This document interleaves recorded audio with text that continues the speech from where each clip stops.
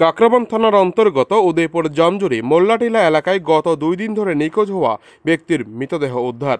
সংবাদে জানা যায়, জামজুরি মোল্লাটিলা এলাকার বাসিন্দা উত্তম দাস গত 2 দিন আগে নিখোঁজ হয়েছিল।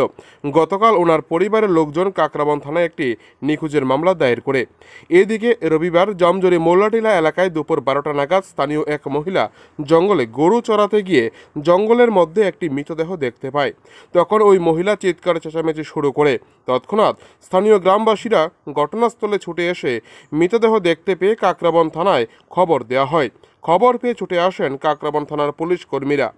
পরে কাকরাবন থানার পুলিশ অফিসাররা তদন্ত করে পরিবারের কাছ থেকে জানতে পারে 2 দিন ধরে নিখোঁজ হওয়া ব্যক্তি উত্তম দাস, তার বয়স 50 বছর। পরে পুলিশ মৃতদেহ উদ্ধারে শনাক্ত করেন।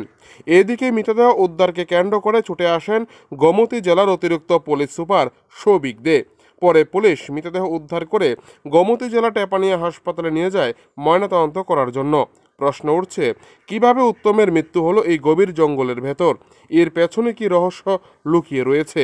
পুলিশি তদন্তে কি উঠে আসে, সেই দিকে তাকিয়ে রয়েছে গ্রামবাসীরা। এই মৃতদেহ উদ্ধারকে কেন্দ্র করে জামজুরি মোল্লাটিলা এলাকায় ব্যাপক চাঞ্চল্য সৃষ্টি হয়।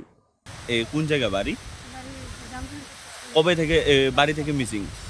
শুক্রবার সকালে কি কারণে? এমনি কোনো কিছু না, তাই কাজের কথা বলছে, করেছিল ভাত খাইছে, খাওয়া দাওয়া করে কাজে গিয়ে কথা বলছে। তারপরে থেকে মানে সন্ধ্যা হয়ে গেছে, তাই কোনো খবরগুলো পাই না আমরা। তারপরে আমরা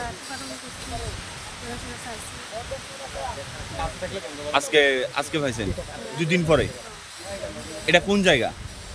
এটা মোল্লাটিলা।